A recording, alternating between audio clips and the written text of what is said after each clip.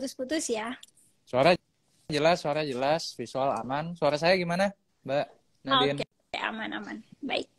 Nah, Oke. Mas Rifan, sebelum kita berbincang lebih dalam, kita mau lihat dulu dong bagaimana nih pergerakan indeks harga saham gabungan untuk seminggu ke depan.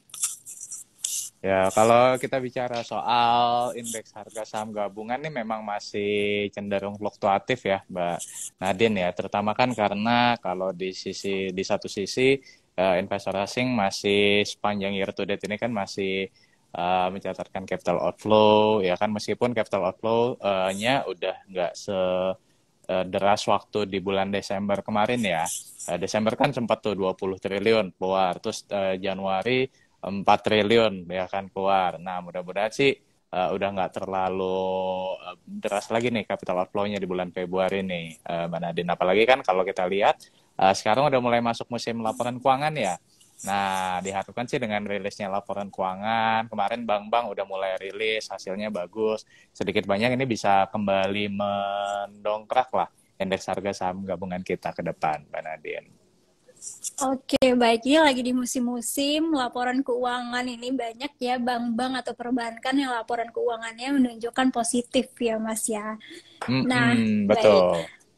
Mas Rifan, pada 2022 lalu emiten nikel kan menjadi salah satu primadona ya di kuartal ketiga, kuartal awal-awal kuartal keempat lah itu. Soalnya saya trading juga waktu itu, jadi ingat. Nah, ini gimana nih prediksi secara umumnya di tahun 2023? Ya, jadi kalau kita bicara soal nikel ini kan memang udah bukan topik baru lagi ya, Mbak Nadine ya. Udah dari sejak pandemi kan 2020 2021 ya kan, kemudian berlanjut di 2022. Jadi memang kalau kita lihat pergerakan harga sahamnya juga rata-rata memang udah naik ya. Nah, tapi menariknya gini, Mbak Nadine, ada beberapa emiten yang di 2021 misalkan ya dia naik cukup signifikan. Ya, saya ambil contoh misalkan kayak MDKA atau kemudian misalkan kayak IFSH dan lain sebagainya atau Harum ya kan yang juga udah mulai ke nikel. 2021-nya naik tapi 2022-nya ini agak melambat, Mbak Nadine. Ya kan, tapi di sisi lain ada juga nih beberapa emiten kayak misalkan NICL atau misalkan kalau saya lihat di sini misalkan kayak Inco yang di 2021-nya belum mendapatkan panggung. Nah, di 2022-nya mulai mendapatkan panggung, ya kan? Jadi kayak ada gilirannya lah, Mbak Nadine, ya kan? Nah, jadi kalau di tahun 2023 ini seperti apa? Nah, kalau di tahun 2023 secara overall, ya kalau saya ngelihat gini, kalau dari sisi kinerjanya tetap akan positif ya, Mbak Nadine ya. Tapi kalau dari pergerakan harga sahamnya, nah ini mulai apa ya, kalau saya melihatnya mungkin udah mulai agak-agak terbatas nih, Mbak Nadine. Kenapa? Pertanyaan teman-teman investor kan itu.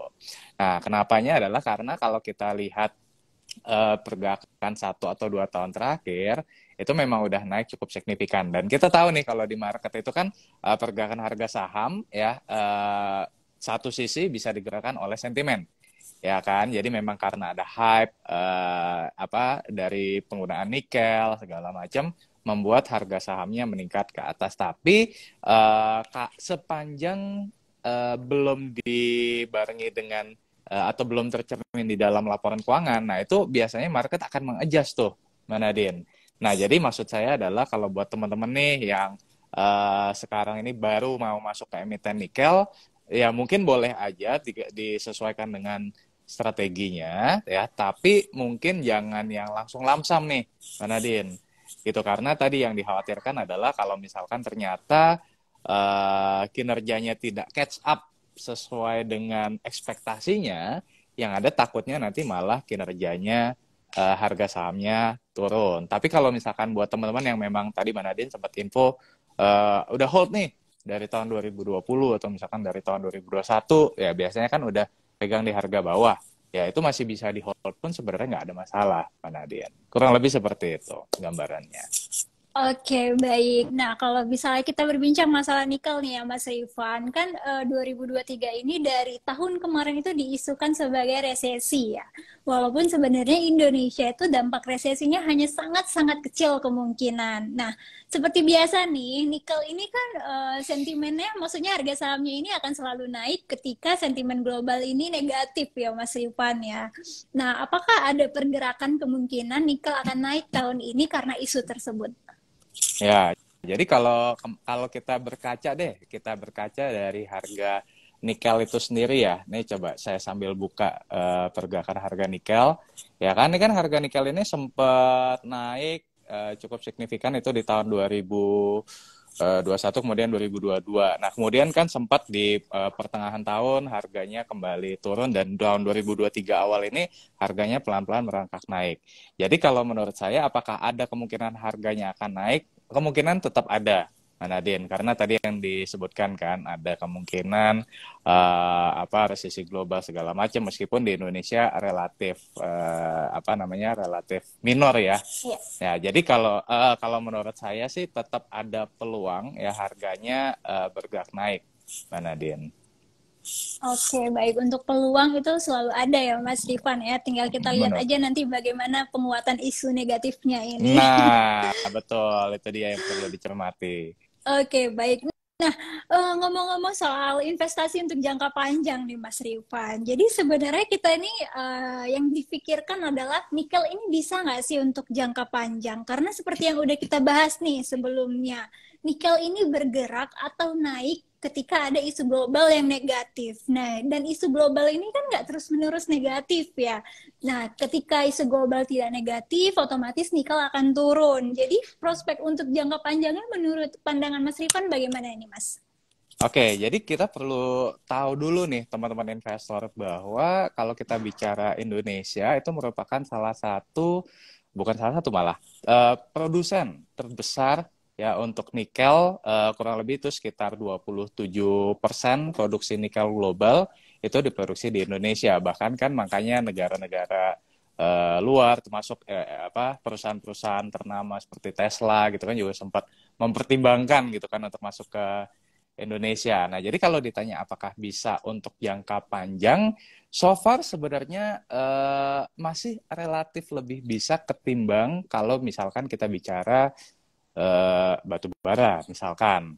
Ya, dimana kan kalau misalkan batu bara, energi fosil, ya nanti pelan-pelan akan mulai ditinggalkan, gitu kan. Tapi kalau nikel ini kan pemanfaatan ke depannya masih masih peluangnya masih besar ya untuk electric vehicle segala macam. Nah, cuma along the way kita nggak bisa berharap bahwa harga nikel ini akan konsisten naik. Ya, jadi akan ada fluktuasinya. Nah, itu yang perlu teman-teman investor tahu. Ya, jadi kalau misalkan bisa jadi akan ada periode di mana harga nikel naik, akan ada di mana periode harga nikel turun, dan itu kemungkinan juga akan mempengaruhi harga sahamnya. Jadi tetap masuk cyclical juga nikel ini. Cuma balik lagi kalau kita lihat jangka yang lebih panjangnya, masih ada nih eh, peluang supaya pemanfaatan nikel ini menjadi jauh lebih besar, ya kan? Salah satunya adalah dengan electric vehicle, ya. Jadi bisa dipegang juga untuk jangka panjang. Nah, cuman timingnya, nah ini yang beda nih, Mbak Nadine, ya kan? Tadi yang saya bilang, kalau misalkan teman-teman investor udah pegang dari harga bawah, ya udah fluktuasi itu ya dinikmatin aja, ya kan? Riding the wave lah ibaratnya. Tapi kalau misalkan buat teman-teman yang baru masuk sekarang gitu ya, dan apalagi misalkan di valuasi saham-saham yang valuasinya mahal gitu kan, dalam jangka pendeknya akan ada risiko harga sahamnya turun.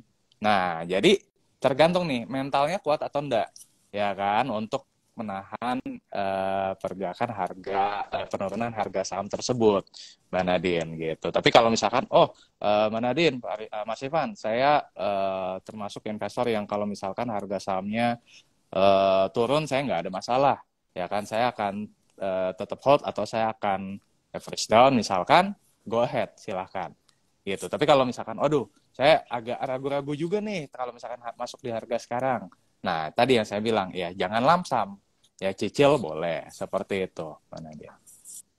Oke, baik. Nah, jadi kan Mas, kita membahas tentang nikel. Ini ada beberapa emiten, kalau nggak salah 7 atau 8 emiten nikel ya. Lumayan Nah, banyak. yang mana nih yang bahkan bulan Februari ini ada yang baru mau IPO ini. Sepertinya bisa nih dimanfaatkan untuk jangka pendeknya. Nah, Mas, dari 7 emiten yang udah listing, maksudnya udah di Bursa Efek Indonesia, yang mana nih yang bisa kita analisa fundamentalnya untuk prospek ke depannya nih, yang masih ya worth it lah secara pernya, PBV-nya, dan lain-lain.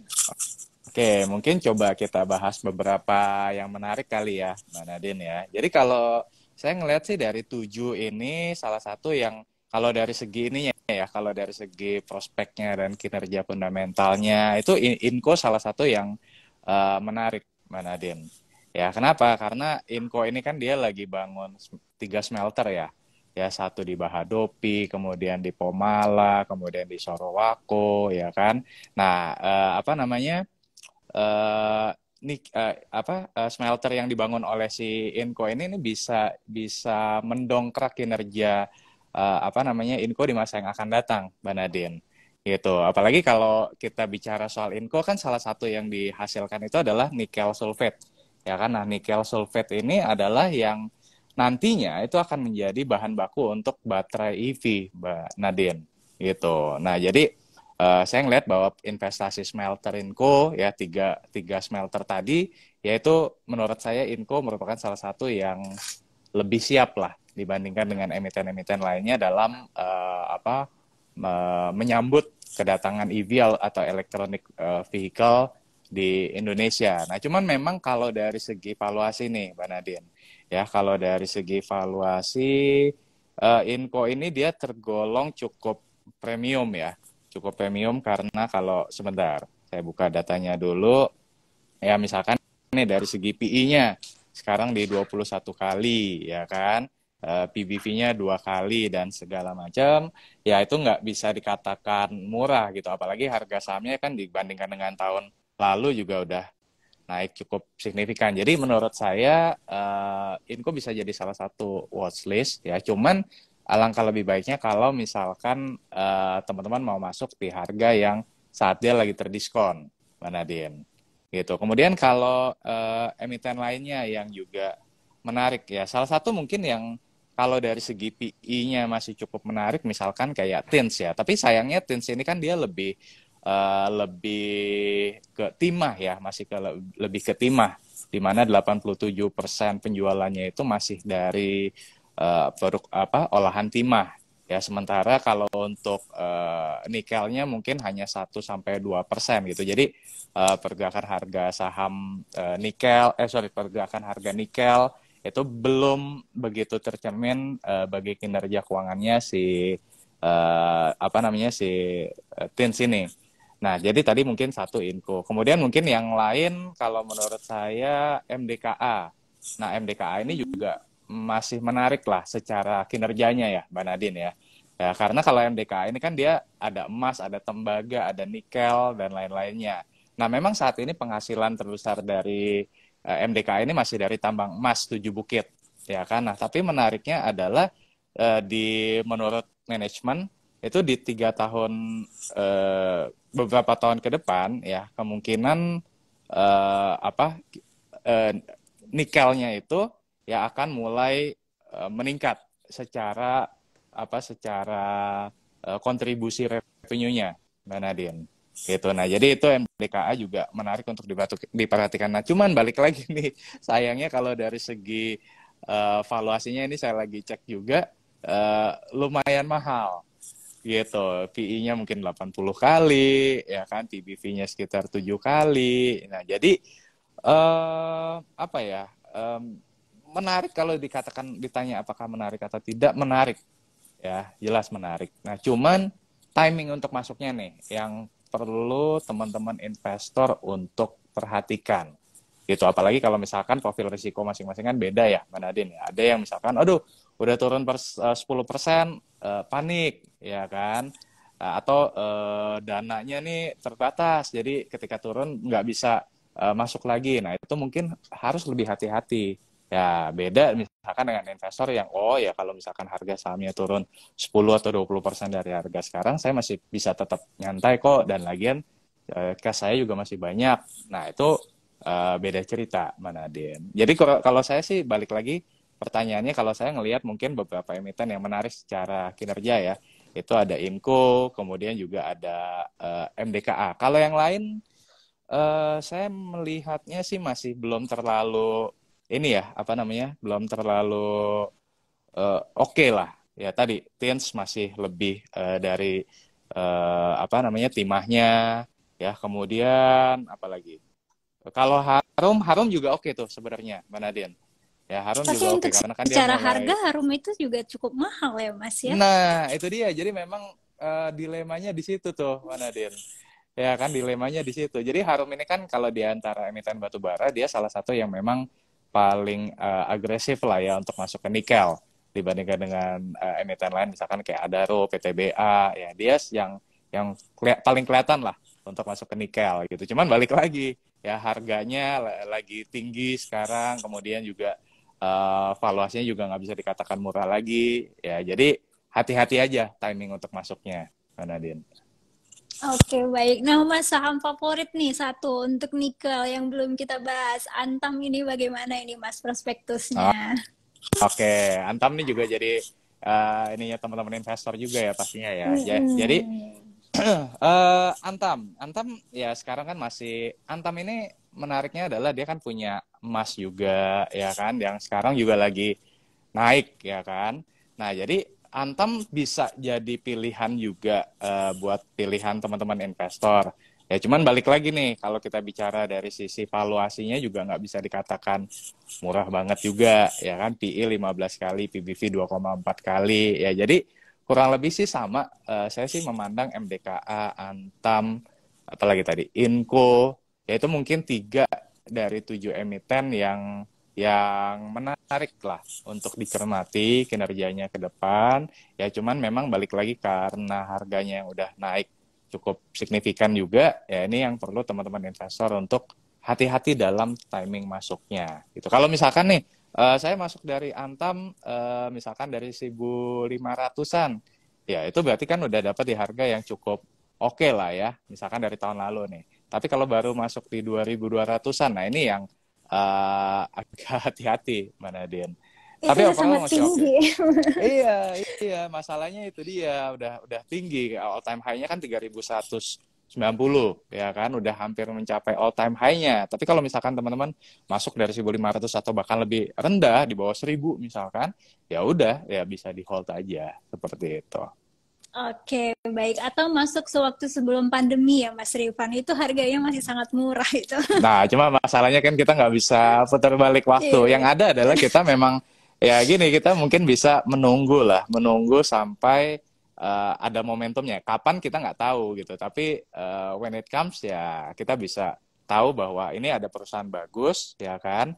3 tadi kalau yang menurut saya ya, Antam, Inco, sama MDKA yang secara kinerjanya oke dan prospektusnya bagus terkait dengan nikel. Ya cuman tadi karena harganya sekarang lagi cukup tinggi, ya mungkin bisa tunggu momen di mana harga sahamnya terkoreksi. Gitu, Mbak Nadine. Oke, baik. Nah, Mas ini kan ada rumor ya masalah Tesla akan bangun industri atau pabrik di Indonesia ya. Nah, ini Mm-mm.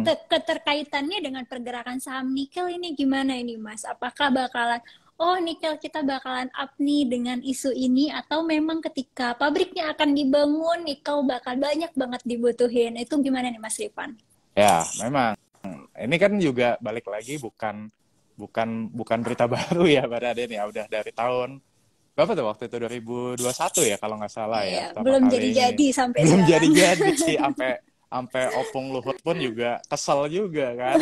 Nah, apa sampai akhirnya dia pilih di India ya waktu itu. Nah, tapi gini Mbak Nadine, kalau yang saya lihat adalah eh kan kalau kita bicara soal rumor ya, rumor ketika pertama kali rumor itu apa namanya sampai ke kita sebagai investor, investor akan bereaksi dengan cepat. Makanya waktu itu kan juga harga-harga saham ketika ada Tesla mau masuk, ya kan, tahun lalu 2021 harga saham naik, ya kan. Tapi kalau misalkan sekarang ya rumor yang sama berhembus kembali, ya kalau saya ngelihatnya ya efeknya atau impactnya nggak sesignifikan saat pertama kali berita itu masuk, ya berita itu terdengar gitu kan.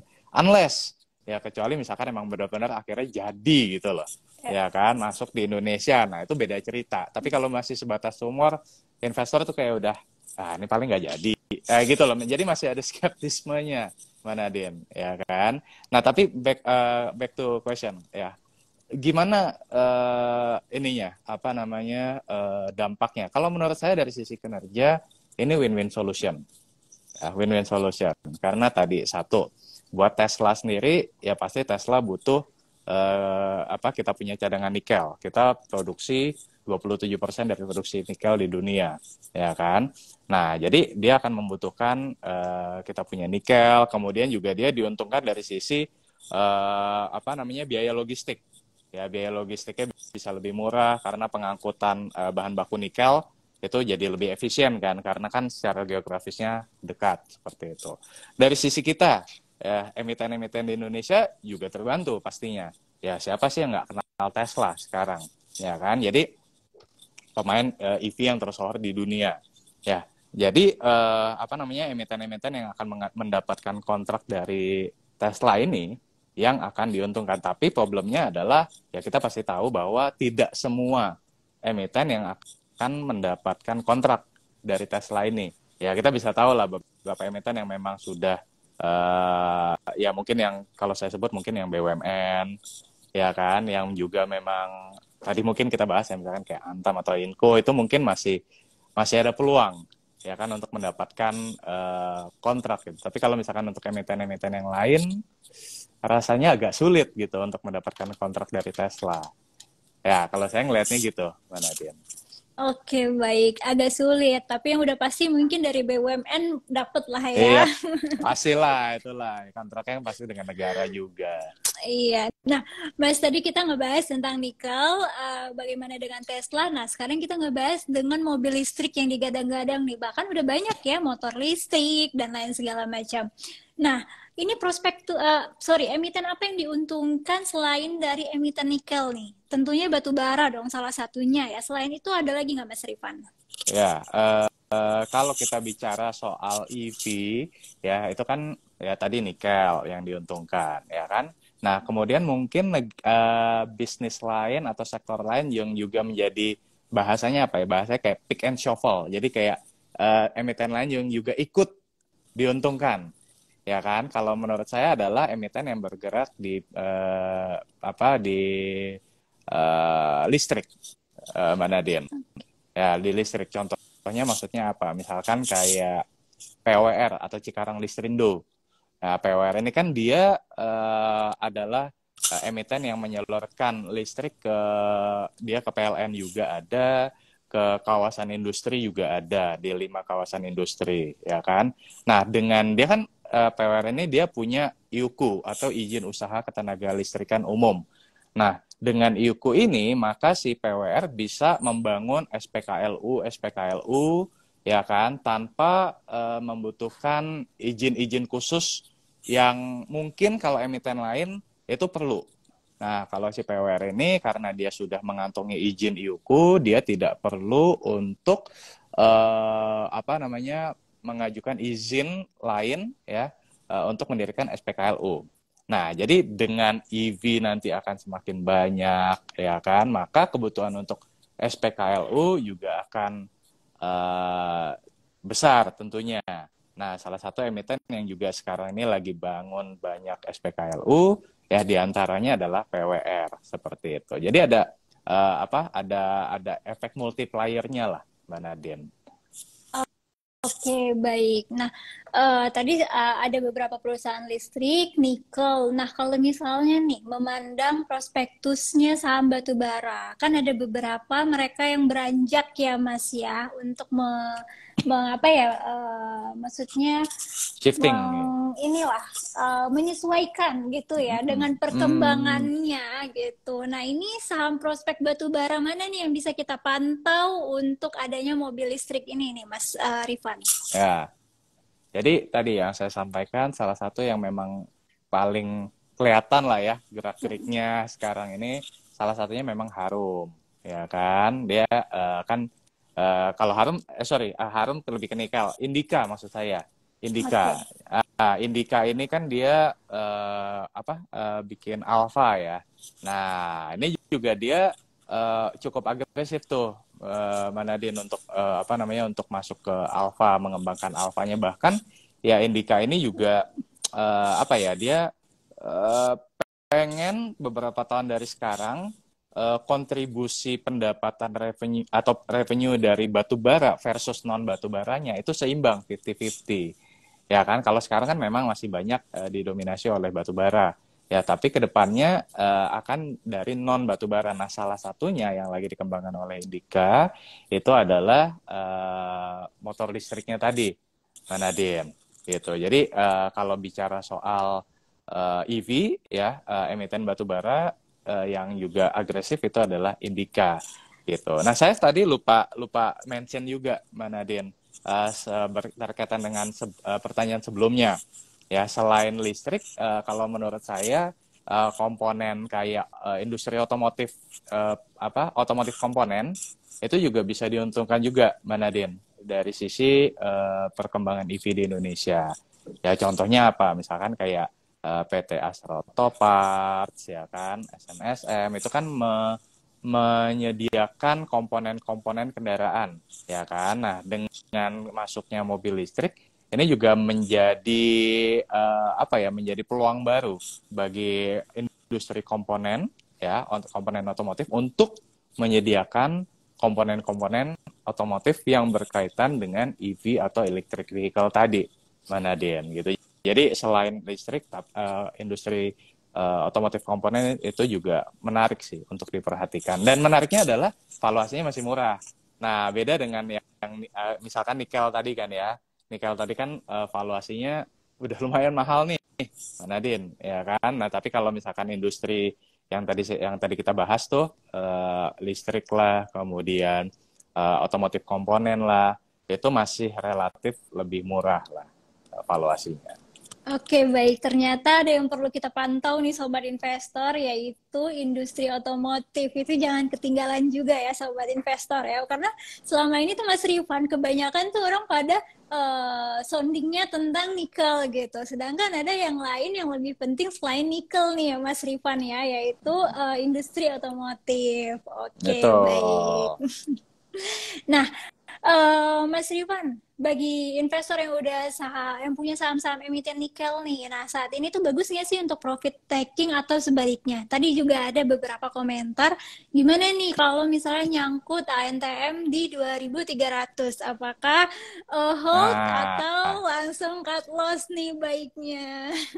Nah, kan bener kan yang tadi kita bahas kan. Jadi masing-masing investor tuh bakal beda nih, risk profile-nya. Ada yang misalkan turun 10% atau 20% udah deg-degan ya kan. Nah, jadi jawaban saya atas pertanyaan Mbak Nadine adalah jawaban saya tergantung. Tergantung dari time frame investasi teman-teman investor sekalian. Kalau teman-teman investor time frame investasinya adalah katakanlah mingguan atau ya mungkin beberapa bulan gitu ya, ya harus tetap strict sama mungkin kalau trading rules-nya, ya kan. Jadi kalau misalkan wah ini udah lewat dari saya punya batas risk nih, misalkan saya punya batas risk itu 5%, tapi ternyata harga sahamnya sekarang udah turun lebih dari 5%, ya udah berarti harus cut loss, ya kan. Tapi kalau misalkan teman-teman ini tipikal yang saya ini adalah investor jangka panjang, ya kan, dan saya percaya bahwa misalkan tadi Antam, ya kita udah bahas dengan prospek sekarang emas harga juga lagi naik, ya kan, kemudian juga nikel dalam jangka panjangnya juga peluangnya masih panjang, masih besar ke depannya, ya maka saya percaya bahwa harga saham Antam ini bisa kembali bertumbuh, ya maka teman-teman bisa tetap hold gitu. Jadi jawaban ini tidak bisa disamaratakan ke semuanya nih, Mbak Nadine. Ya kan, ntar kita bilang cut loss. Oh, tapi saya investor jangka panjang nih, Mas Rifan. Oh, ya beda jawabannya. Gitu. Jadi yang ingin saya sampaikan di sini sebenarnya adalah emiten-emiten yang tadi kita sebutkan ya. Baik itu Antam, MDKA, kemudian juga Inco. Ya, kalau kita lihat dalam prospek jangka panjangnya, udah jelas lah. Ya, ada prospeknya di sana. Ya, cuma balik lagi nih, perjalanan ke sananya itu nggak bisa teman-teman bayangin kayak tarik garis lurus gitu loh, nggak bisa. Ya, pasti akan ada fluktuasi di tengah-tengah ya. Namanya balik lagi nikel, ya kan itu kan termasuk masih termasuk komoditi ya, ada up and down-nya. Ya, jadi along the way ya pasti akan up and down. Nah, teman-teman siap nggak atau ready nggak dengan fluktuasi tersebut? Ya, kalau misalkan teman-teman ready, silakan ya untuk masuk ke emiten nikel. Ya, cuman kalau saran atau my personal advice ya adalah better kita tunggu dulu deh sampai ya harga sahamnya lebih terdiskon daripada sekarang. Gitu, karena kalau kita bicara harga saham Antam, kemudian juga Inco dan lain sebagainya itu memang masih relatif tinggi untuk saat ini. Kurang lebih gitu, Mbak Nadine. Oke, baik. Tapi lebih baik jangan ditunggu di tahun ini ya, karena kalau isu global resesi makin wow, kayaknya nggak dapat diskon deh, Mas Rifan. Iya, betul ya. Itu. Oke, baik. Mas Rifan ada beberapa. Oh, sorry. Tadi ada yang bilang juga kalau misalnya tergantung mood, bagaimana ini? Waktunya nggak bisa ditentukan kapan ini untuk cut loss katanya. Oh, jadi moodnya dia nih, Mas Rifan. Kalau Itu bahaya sekali ya. oh iya, jangan berdasarkan mood dong. Waduh, yang ada nanti nyumbang terus ini ke broker ya. Nah, kan kita mesti cuan buat kita sendiri kan. Iya benar. Nah, Mas Rifan ada beberapa pertanyaan dari sobat investor dari @rido Hafid. Kalau terkait kebijakan pemerintah nih yang akan ada insentif untuk beli kendaraan listrik, walaupun itu belum pasti ya, belum fix dan belum diumumkan resmi. Nah, dampaknya ke emiten nikel ini bagaimana? Kebijakan apa tadi? Sorry Mbak, putus-putus tadi. Kebijakan insentif untuk pembelian mobil listrik dari pemerintahan. Itu dampaknya ke nikel bagaimana? Oh ya, ya kalau saya ngelihat sih kebijakan tersebut nggak berpengaruh signifikan ya ke harga nikelnya, apa namanya? Kalau menurut saya sih nggak terlalu signifikan ya. Kebijakan tersebut menurut saya tetap positif lah pasti, ya kan, insentif supaya orang pindah. Demikian pula dengan pajak yang lebih ringan, ya kan. Kemudian juga tidak kena ganjil genap segala macam, ya kan. Ya, itu juga apa namanya? Menurut saya positif. Tapi kalau pengaruhnya gimana ke harga nikel, menurut saya sih nggak terlalu belum terlalu bersignifikan ya, kecuali misal kalau saya ngelihatnya gini Mbak, yang akan lebih mempengaruhi harga nikel nantinya adalah kalau misalkan tingkat adaptasi terhadap mobil listrik ya itu meningkat signifikan. Nah, kenapa bisa meningkat signifikan? Misalkan kalau ada produsen-produsen yang menawarkan EV dengan harga yang lebih terjangkau. Nah, itu menurut saya akan lebih nendang. Tapi kalau misalkan sekarang kan harga-harga EV kan masih cukup premium ya, Mbak Nadine ya. Nah, itu jadi orang untuk pakai mobil listrik pun juga masih agak terbatas lah kalau sekarang. Ya, kebanyakan yang pakai mobil EV sekarang kan untuk mobil kedua atau mobil ketiga, jarang yang untuk jadi mobil primer, ya kan. Nah, tapi kalau misalkan ke depannya nanti harga EV mungkin relatif lebih murah, ya itu baru akan nendang. Tahu saya sekarang ya baru satu kan produsen mobil yang menyediakan EV di harga yang relatif affordable, Wuling lah kita bicara. Ya dengan REV-nya 200 jutaan, ya itu mungkin cukup affordable buat masyarakat Indonesia. Tapi baru itu. Nah, produsen-produsen lainnya belum nih kalau saya lihat. Mbak Nadine. Oke, baik. Karena kendaraan listrik sekarang juga ya seperti Mas Rifan bilang tadi harganya cukup mahal ya Mas ya. Jadi memang belum dikondisikan lah untuk saat ini untuk dipakai masyarakat ya Mas Rifan ya. Betul, betul. Nah, baik. Mas, ada pertanyaan selanjutnya dari Calvin Sugiono. Kalau Indonesia menang dalam banding atas kebijakan pelarangan ekspor nikel, apa dampaknya nih, Mas? Dan kalau sebaliknya kalah, bagaimana juga dampaknya? Iya, karena itu salah satu kebijakan yang dikeluarkan oleh pemerintahan kita ya. Ya, eh, mudah-mudahan, ya saya sih cuman singkat aja, mudah-mudahan kita menang lah, Mbak Nadine. Ya kan, mudah-mudahan kita menang. Ya, Kalau saya untuk juga. hubungan prospektus ke sahamnya, kalau misalnya kita menang nih pelarangan, nah otomatis kan nikel ini bakalan diproduksi, maksudnya digunakan sendiri ya oleh Indonesia seperti itu ya Mas Rifan, atau bagaimana ini? Iya, kalau saya ngelihatnya kita tidak mau bergantung, ya kita tidak mau bergantung dengan negara lain, Mbak Nadine. Ya, jadi kalaupun misalkan emang dilarang, ya kita bisa tetap menggunakan nikel tersebut untuk kebutuhan di dalam negeri. Kalau saya melihatnya Oke. seperti itu, Mbak Nadine. Nah, kalau misalnya pandangan dari Mas Rifan sendiri terkait kebijakan ini, kalau misalnya kita menang ini ya, dan Indonesia bisa memakai semaksimal mungkin nikel di dalam negeri, apakah Indonesia bisa memaksimalkan pemakaiannya, Mas Rifan? Ya, kalau untuk saat ini belum. Jujur Belum aja ya. belum. Kalau saat ini jujur aja belum. Ya kan karena ya balik lagi pemain-pemain besar EV itu kan adanya di luar kan, Mbak Radin. Ya, jadi untuk saat ini sih saya rasa belum. Oke, baik. Jadi tergantung balik lagi ke Indonesia. Kalau memang Indonesia bisa memanfaatkan secara maksimal, tentu saja harga nikel juga bakalan naik ya, Mas Rifan ya. Pastinya, pastinya gitu ya. Betul. Oke, baik. Nah, Mas Rifan minta dong tips dan trik bagi investor yang ingin mengoleksi saham emiten nikel di tahun 2023. Oke, jadi kalau buat teman-teman investor ya, kita mesti cermat dulu nih. Ya karena kan kalau kita bicara soal nikel ini kan luas ya. Jadi kalau kita lihat lebih dalam tentang nikel juga ada jenis-jenisnya nih teman-teman investor. Ya kan ada limonite, ada saproline, ya kan. Jadi memang kita perlu mencari emiten-emiten yang sudah dan akan memiliki teknologi yang untuk mengolah bahan nikel ini untuk kemudian digunakan sebagai EV tadi. Ya, beberapa emiten yang mungkin saya lihat tadi cukup siap lah ya dalam menghasilkan produk-produk tersebut ya. Beberapa di antaranya misalkan kayak Inco, MDKA, ya, kemudian Antam, ya kalau misalkan Tesla jadi masuk ya kan.